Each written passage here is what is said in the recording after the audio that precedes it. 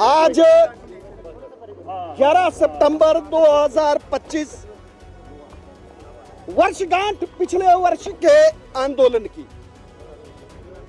आज के इस कार्यक्रम में मिश्रित भाव मन में उत्पन्न हो रहे हैं।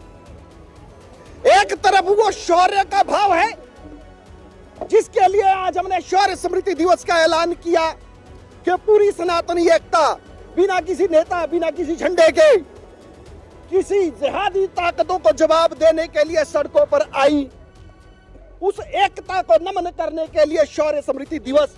और दूसरी तरफ वेदना का भाव ये कि जब वो सनातन की भीड़ अपने हक की आवाज उठाने के लिए आई, माताएं, बहनें, बुजुर्ग थे, तो प्रदेश की सनातन विरोधी सरकार, जो कि पहले ही कह चुके थे कि हम तो सनातनी ताकतों को हरा के आए हैं, उन्होंने उस सनातनी आंदोलन का दमन करने के लिए लाठी चार्ज किया। तो इसके लिए आज ये प्रतिकार का भाव, इसलिए प्रतिकार दिवस। तो ये मिश्रित भाव थे साथियों। जो वो पिछले वर्ष भीड़ यहां सनातनियों की आई, वो अनायास नहीं आई। वो काफी वर्षों की वेदना टीस मन में दबी थी।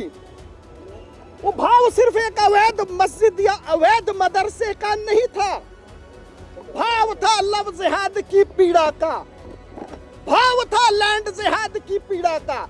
आज हमारी कितनी बहन बेटियां गायब हो रही है और वो कहां मिल रही है सबको पता है। उसके पीछे किन का हाथ है? इन जिहादी तत्वों का हाथ है, धर्म विशेष के लोगों का हाथ है। वो वेदना थी, इसके पीछे वेदना थी लैंड जिहाद की।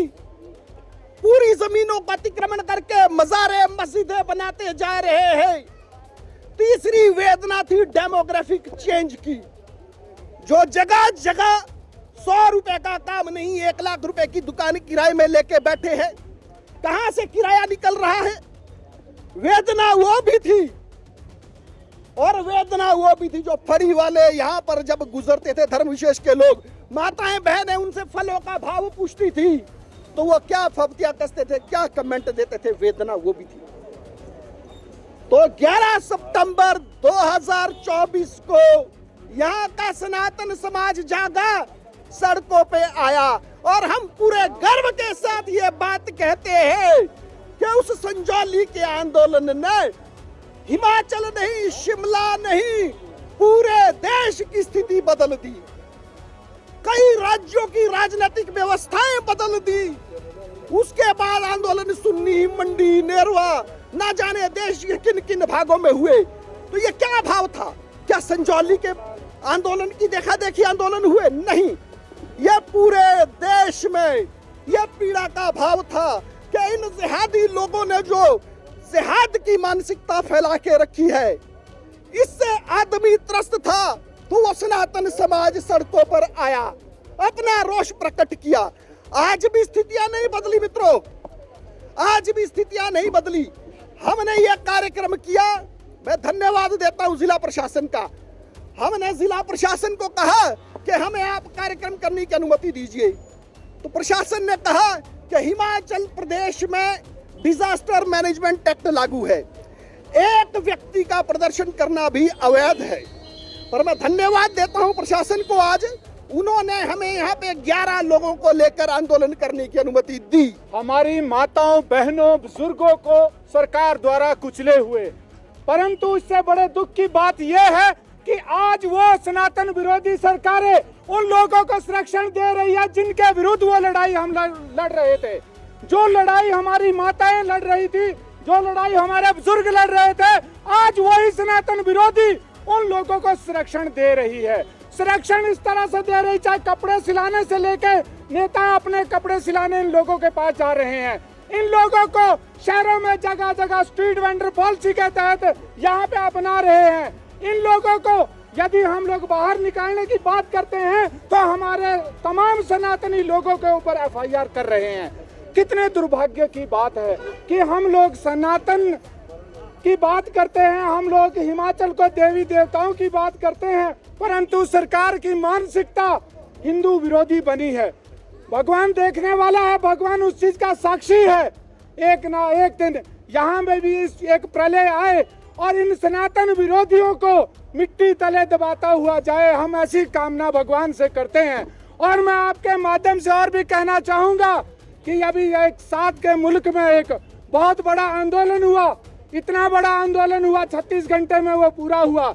उस आंदोलन से भी उस सनातन विरोधी मानसिकता के नेताओं को सीख लेनी चाहिए कि जिस दिन सनातनी अपनी आई पे आए, ना वो गोलियों से डरते हैं, ना वो आपकी लाठियों से डरते हैं।